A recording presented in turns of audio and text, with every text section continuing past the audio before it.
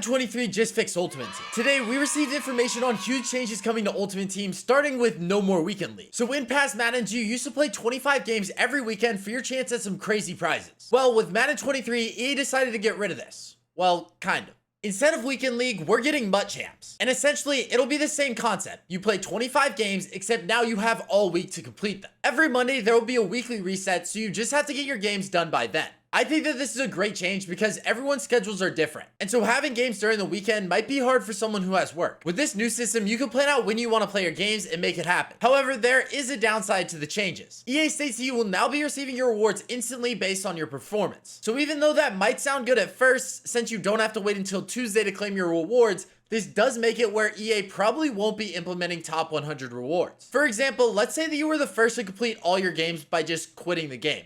Well, then technically you'd still be in the top 100 for the week, since nobody else has already completed them. This would be extremely broken, and I'm sure the EA has already thought about this, but I am kind of still tempted to try it out week 1. However, there is another route that EA could go, and that's where they just roll out the top 100 rewards as like bonuses every Monday with the reset. This way, the top players still get their top rewards, and people still don't have to wait for their base rewards. And as for getting access to MUT champs, every week you'll need to use one of your champs entry tokens, which you can earn through the competitive field pass. And we even got more information on this as well. So I've already touched before that we're getting 3 battle passes to the game: a season pass, a program specific pass, and a competitive pass. However, I was under the assumption that the competitive pass would just be for head-to-head play. This is where I was wrong. We now know that the competitive pass includes playing solo battles, head-to-head seasons, squad seasons, and even MUT champions. It's also important to know that both the program-specific passes and competitive pass help to gain you progress towards the overall season pass. We even got a small inside look at what the UI will look like for each of the passes, and we can see that each level of the season pass appears to increase by 10,000 XP. And as for some of the milestones we have to hit, we have to score touchdowns in any game mode, score points in any game mode,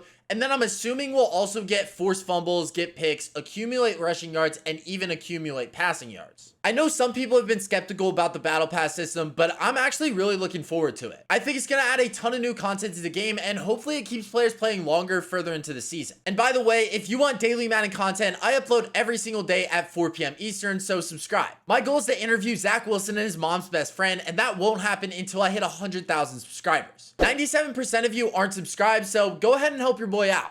Thanks. And another huge change that we're getting is the sets. In the past, it felt like it took forever to complete sets because you had to click each individual card into the designated position. Well, that's all about to change. Now, Madden will automatically check your inventory for the lowest cost, unused, and non-favorited items needed for that said set. And let's say that maybe you didn't want a certain item to be used. Well, before claiming the reward, you're able to see what items are going into it, and you can decide whether you want to use them or not. And maybe you're just not up for this change and you'd rather do everything by hand. That's fine. You still have the option to go back to the old system. And that's not all. On top of all these changes, we're also getting account-bound item returns. This just means that some sets will return your items that you used to complete your sets back to your account. And don't worry, because this won't be broken, as these cards are going to be marked as BNDs, which is the same as endcaps from Madden 22. Along with the BND markings, they're also going to have a reduced quick sell value, so you can't just go and sell them right off the bat. You're just going to basically be able to use them in your team if you want to. But once again, don't worry, because this is only for some sets. And speaking of items, we have some huge changes coming to both strategy and player items. I'm personally most excited for strategy changes, so let's start with those. The biggest change I think we're seeing throughout this whole video is that EA has decided to remove every speed boost core strategy item from the game.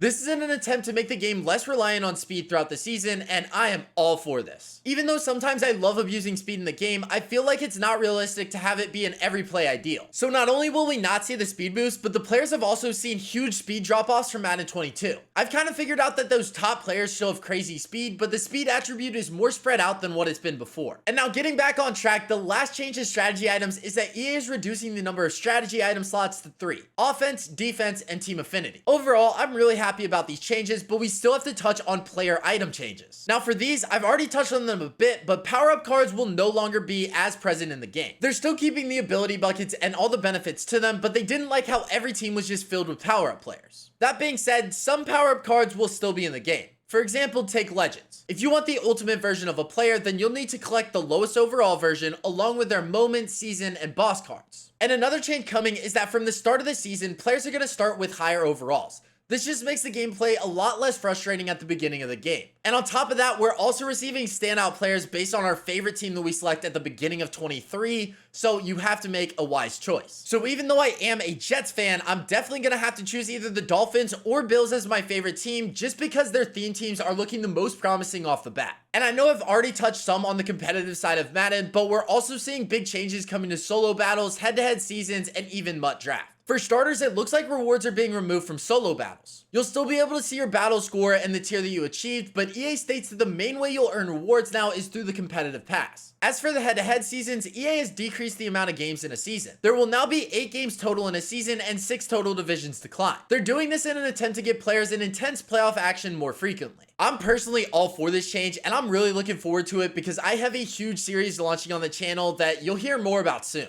And as for MUT drafts, it's still going to be pretty much pointless because the only change coming is that they removed ranks so that there's a healthier matchmaking pool. I find this crazy because I guess EA doesn't realize that the matchmaking pool isn't healthy because players don't want to play it because the rewards just aren't worth the risk. But I mean, I guess EA is just going to have to figure that one out on their own. On top of all of these changes, EA also revealed that you could win $1.7 million just by playing Madden 23. If you want to learn more about that, then check out the video on your screen right now because I'm done.